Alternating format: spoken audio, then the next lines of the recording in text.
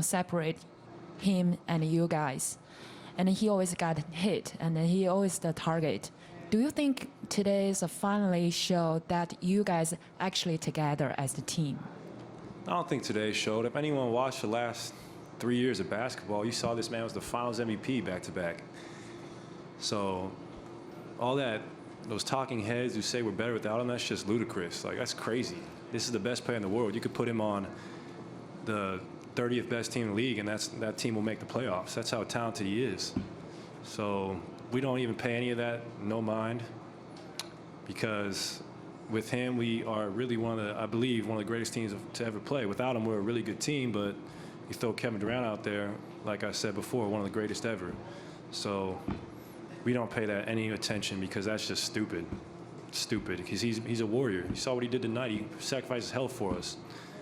And we dearly miss him. I mean, I was very deflated to see him go out. I'm just going to pray for the guy, and I know he'll be back even stronger. Thank you, Klay. You guys just had one of the guttiest wins in recent memory here in the finals. Yeah, nobody's really celebrating. Can you just speak to like the family connection that you guys have? It was striking to see Bob Myers and Klay Thompson and Steve Kerr feeling so somber after such a great win. Can you speak to that, please?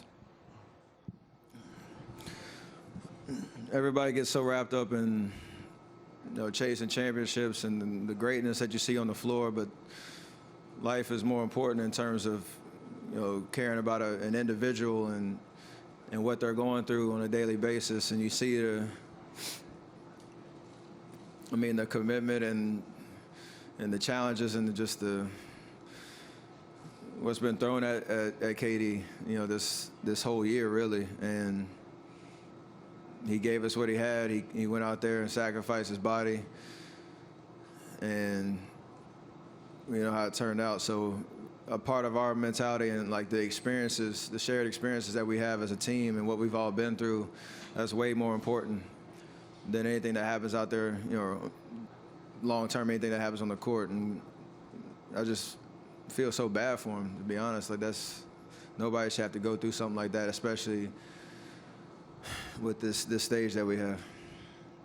Third row in the back. Steph, Jonathan Cho with DIA-TV. What did you say to KD after the injury, and what did he say to you? Honestly, I don't know. It was kind of an emotional moment all the way around. Something told me just to go back there, and I really don't know what I said or what he said. It's just sucks, man. Like, I don't really know what else to say about it, so that's it. Ramona in the back. Steph, Ramona Shelburne, ESPN. Bob Myers was in here, and he said the people that questioned whether he wanted to get back were wrong. Kevin is one of the most misunderstood people. He's a good teammate, and I'm lucky to know him. What do you think Bob means when he says he's one of the most misunderstood people?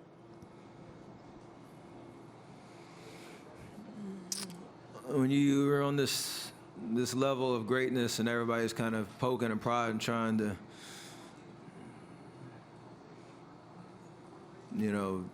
narrate your story and tell you who you are, who you should be, what decisions you should make constantly over and over and over again. It's part of, what comes with this territory, but it's just when you get to know somebody and see how genuine they are and how committed they are just to playing basketball and having fun and living life a certain way, you root for those type of guys. And like you said, whatever his outward appearance is or whatever he says to the media or whatever, like, at the end of the day, the people that know him know what type of guy he is and, how special of an individual he is.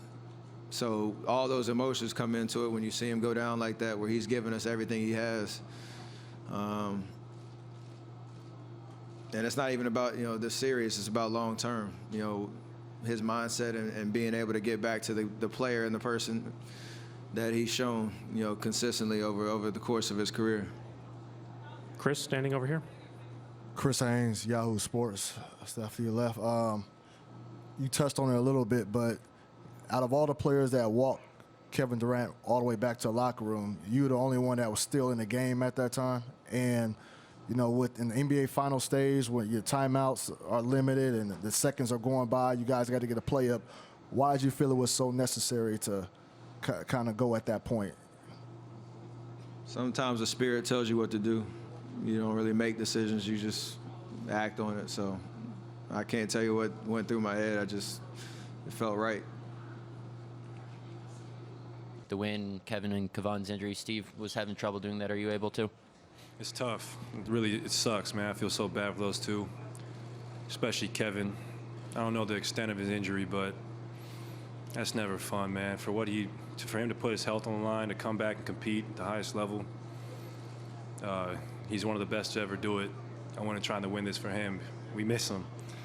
We just hope him a speedy recovery. That's our brother, and it's honestly, to be honest, it's very deflating. It's hard to even celebrate this win. Right here in the front. USA Today Sports, you mentioned how deflating it is. How do you guys press on from here emotionally? We do it for Kevin. We do it for K. We know I can tell you this, he wants us to compete at the highest level. And we'll think of him every time we step on the hardwood.